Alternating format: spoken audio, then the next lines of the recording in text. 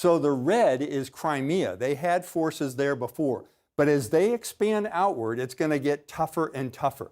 The hardest military operation to do is an opposed landing on a beachhead for two reasons. First of all, there's the initial assault on the beach. I won't go into the arrows and the circles of the tactical place. But once you establish that beachhead, you have to start expanding it outward in order to get supplies in and reinforce the troops. Nick's reporting that they are stealing food from stores tells me they don't have the food supply. If they don't have the food supply, they probably also don't have ammo and fuel. So as this gets bigger and bigger and the red seems to emanate outward, it's going to be much tougher for the Russians to control this area. If they say they're controlling Kherson, I would suggest they ain't controlling jack. They've got a big fight in front of them, and there's a lot of Ukrainians, if they can sustain their guerrilla operations, that will fight them in this area. So look, we have been looking more broadly at Ukraine. There's been this increase in heavy weapons and targeting of civilians, or certainly being indiscriminate in how those weapons are used, and they are killing civilians.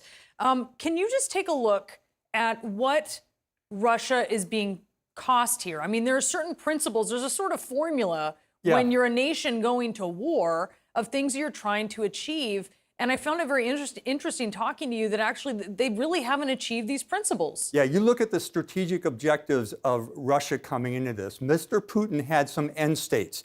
He wanted to subjugate Ukraine. He wanted to further divide NATO. He wanted to take advantage of what he saw as divisiveness in the United States. And he wanted to establish an economic strength by blackmailing with oil. He has failed, in my view, in all four of those areas. And he has become a pariah on the world scene, and it's getting much, much worse. You've seen a divided NATO turn into a very united one, where even non-NATO states like Sweden are saying we're going to support this operation, and the rest of NATO has come together. Germany's now saying they're going to pay their 2% of the NATO requirement to be a member. So all of those things are turning around. You saw the president's speech last night where both Republicans and Democrats were standing up in support. You see the desire to support Mr. Zelensky in his fight, and the Ukrainian people are coming together. When you see a bunch of other nations waving the Ukrainian flag, you know that Russia has lost and Putin is getting worse. These are the principles of warfare. What I would suggest, and I asked them to make this slide for me, what I would suggest is they have failed here, Russian, they have failed here, they have failed here, they have a terrible maneuver. They don't have command because it's separated between about 6 different axes. The Russian forces will increasingly lose security.